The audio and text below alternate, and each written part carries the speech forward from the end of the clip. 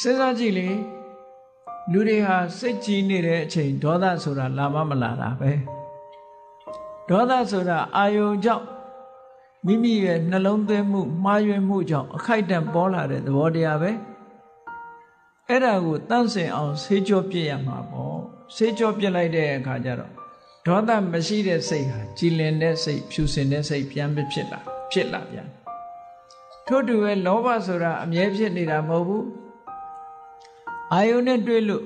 လိုချင်မှုတွေတတ်မဲ့မှုတွေလွှမ်းမိုးလာတဲ့စိတ်ကလေးကိုလည်းပဲအဲ့ဒီလိုချင်မှုတတ်မဲ့မှု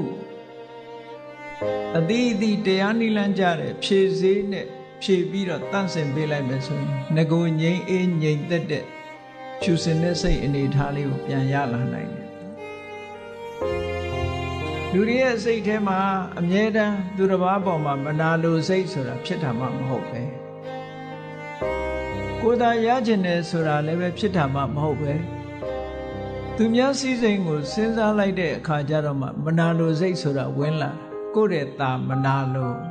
ကိုယ့်ရဲ့သာသွားမှမကျေနပ်တဲ့အတွေးမျိုးอ่ะတွေးကြည့်လိုက်မှပေါ်လာတာကိုရထားတဲ့အခွင့်အရေးတစ်ခုကိုသူများကိုမပေးလို့တဲ့မစ္စရိယဆိုတဲ့သဘာဝတရားဟာလဲမတွေးပဲနေတဲ့အခါပေါ်တာမှမဟုတ်ပဲတွေးလိုက်တဲ့အခါပေါ်လာတာအဲ့တော့အကြောင်းရှိမှဝင်လာတဲ့ဒီသဘာဝတရားတွေစိတ်ရဲ့အညစ်အကြေးတွေကို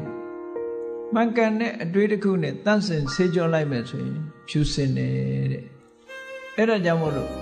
မြတ်စွာဘုရားကစိတ်ကလေးကိုပင်ကိုအနေထားတိုင်းဖြစ်အောင်အညစ်အကြေးတွေကဆေးကြောတန့်စင်ပေးရမယ်ဆိုတဲ့အဓိပ္ပာယ်ကိုဘုန်းကြီးတို့တွေ